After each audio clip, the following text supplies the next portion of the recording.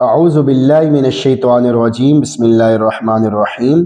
تلک امۃ قد خلت لہا ما کسبت ولکم ما کسبتم ولا تسألون عما كانوا یعملون۔ سورۃ البقرہ آیت نمبر 141۔ تم اپنی فکر کرو، تلک امۃ قد خلت، وہ ایک امت تھی جو گزر چکی، یعنی تمہارے آباء و اجداد اپنے اعمال ساتھ لے گئے۔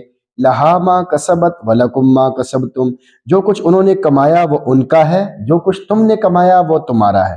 ولا تسألون عما كانوا یعملون، تم سے یہ نہیں پوچھا جائے گا کہ وہ کیا عمل کرتے تھے۔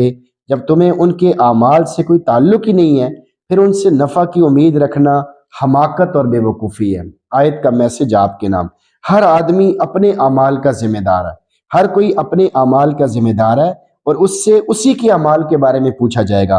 اس لیے ہر انسان کو اپنے اعمال کو اچھے سے اچھا بنانے کی انتہائی فکر کرتے رہنا چاہیے، کیونکہ اعمال سے ہی انسان جنتی بنتا ہے یا اعمال سے ہی انسان جہنمی بنتا ہے۔ ظاہر ہے اچھے عمل کرے گا تو جنتی بنے گا، برے عمل کرے گا تو جہنمی بنے گا۔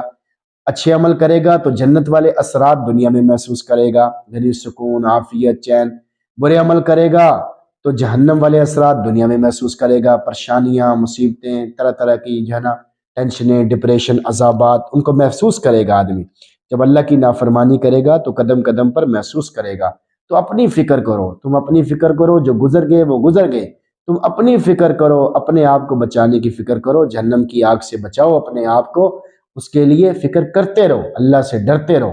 اگر نہیں ڈرو گے تو پھر آخرت میں ڈرنا پڑے گا، رونا پڑے گا، لیکن وہاں ڈرنا کام نہیں آئے گا۔ اللہ تعالیٰ سے دعا، اللہ تعالیٰ ہم سب کو عمل سمجھ توفیق عطا فرمائے، آمین۔